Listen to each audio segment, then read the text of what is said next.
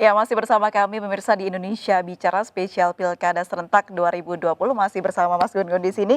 Kalau tadi kita sudah cari tahu perolehan sementara quick count Iya. untuk Kota Medan, sekarang kita cari tahu quick count untuk Kota Solo dan Tangsel. Kita sudah terhubung dengan peneliti Carta Politika Pak Dadang. Selamat sore.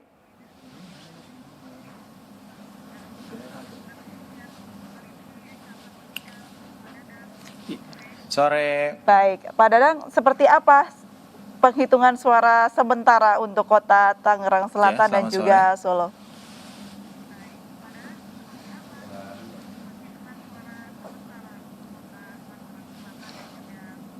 Untuk Tangerang Selatan secara data masuknya sudah sekitar 96% dengan perolehan suara di mana nomor 1 36,55%, nomor 2 itu 23,55% dan nomor 3 unggul di angka 39,9%. Nomor 1 itu Muhammad dan Rahayu, kemudian nomor 2 Siti Nur Azizah dan Ruhama Ben, kemudian nomor urut 3 Benyamin Devni Pilar Saga Ihsan.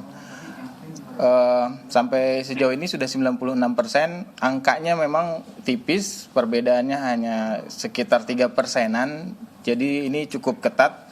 Meskipun kita bisa menganggap bahwa data ini sudah stabil, tapi kita juga harus menunggu hasil KPU karena memang cukup tipis, dia 3% saja gitu. Kalau secara quick count mungkin ini kita bisa katakan bahwa keunggulan Benyamin Devni mungkin sudah unggul secara quick count karena angkanya mungkin akan stabil seperti ini.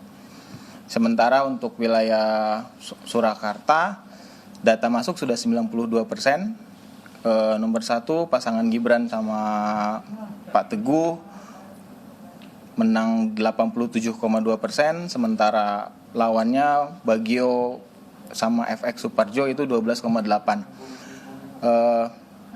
Dengan seperti ini dan angkanya yang cukup jauh, kita bisa sampaikan bahwa bisa katakan bahwa kemenangan Gibran ya sudah di depan mata gitu.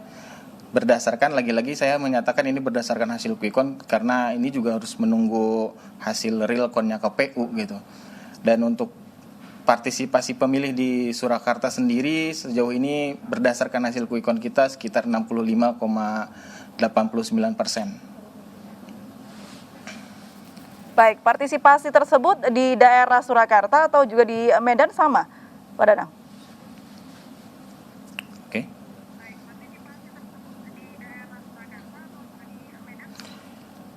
Kalau untuk di Medan tentu saja berbeda partisipasinya. Sejauh ini kalau dari data yang masuk kan baru 81,67% data masuk, di mana pasangan Bobby sama Aulia unggul di 54,94% dan nomor 1 Ahyar sama Salman 45,06%. Sedangkan partisipasinya itu 40,21% secara hasil quick count ya. Kalau kita lihat dari angka partisipasi sebenarnya ini lebih tinggi dibanding tahun sebelumnya yang hanya 25, sekian persen gitu. Artinya meskipun ada fenomena pandemi, tapi orang masih mau dan tergerak banget untuk datang ke TPS gitu. Baik, kalau tadi disebutkan partisipasi dari Surakarta 65 sekian persen begitu. Kalau di Medan 40,25% dan juga kalau di Tangerang Selatan berapa, Pak Danang?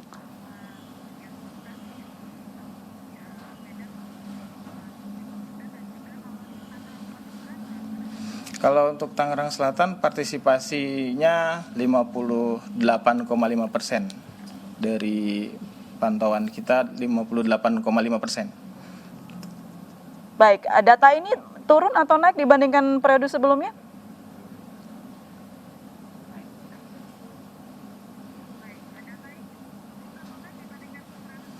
Kalau untuk Tangsel sedikit turun, karena sebelumnya di angka sekitar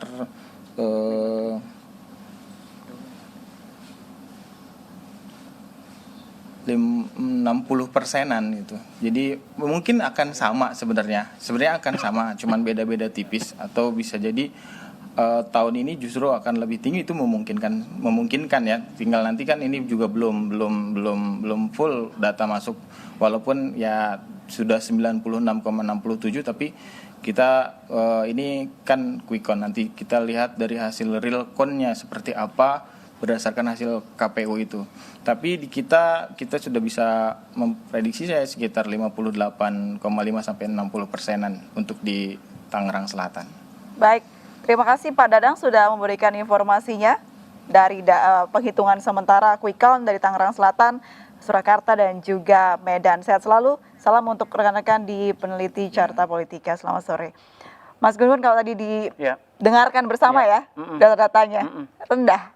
Ini sudah terprediksi memang. Iya, memang partisipasinya. Betul, sedari awal waktu pemerintah bersama KPU dan DPR memutuskan untuk melanjutkan tahapan pilkada dan hari pencoblosan ditetapkan 9 Desember, saya menulis di berbagai kolom, saya bilang riskan sekali untuk partisipasi pemilih. Kenapa? Karena bagaimanapun situasi tidak nyaman, tidak pasti itu membuat orang malas datang ke TPS. Jangankan ada pandemi, seperti daerah-daerah tertentu, misalnya Tangerang Selatan, Medan, itu tidak ada pandemi pun biasanya partisipasi itu rendah. Contoh misalnya di Tangerang Selatan, 2015 itu partisipasi pemilih hanya 57%. 57%. Artinya kalau tadi hasil quick count menunjukkan partisipasi 58%, tingkatnya hanya sekitar 1%. Ini mungkin dikarenakan paslonnya luar biasa ketat mungkin ya? Iya, karena kan kompetisi dari 3 pasangan calon yang kompetitif. Sejarah Tangsel itu belum pernah partisipasi pemilih melampaui angka 60%. Dari sejak pilkada digelar pertama kali. Jadi hanya 53, 57. Faktornya apa, Mas? Gitu ya.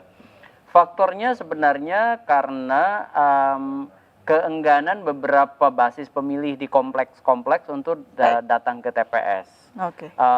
Dan ada semacam, udah pastilah keluarga ini yang menang. Nah itu, itu yang kemudian membuat sebagian pemilih rasional yang untuk enggan memberikan hak pilihnya. Betul, enggan. Mas Gun, terakhir apa mungkin harapan untuk pilkada serentak di tahun ini yang berjalan di tengah pandemi?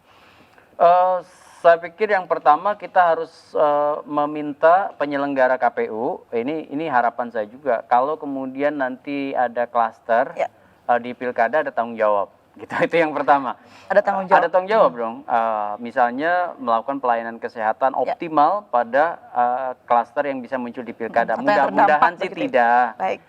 Yang kedua, nih sebagai simpulan, partisipasi rendah itu jangan karena misalnya proses-proses yang kemudian tidak ada pendekatan-pendekatan khusus kepada pemilih.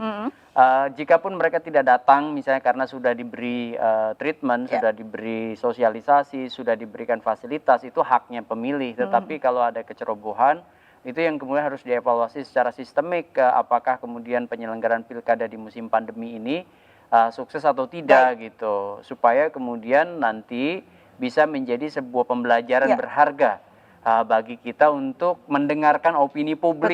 Gitu. Karena memang pilkada ini tentunya untuk pemilihan kemajuan daerah masing-masing. Terima kasih Mas Gun. Sayang sekali waktu kita terbatas. Semoga nanti ada lain waktu untuk berbincang kembali. Sehat selalu Mas Gun. Selamat sore. Assalamualaikum. Baik pemirsa, demikianlah Indonesia Bicara spesial Pilkada Serentak 2020. Saya Aprilia Putri pamit, sampai jumpa.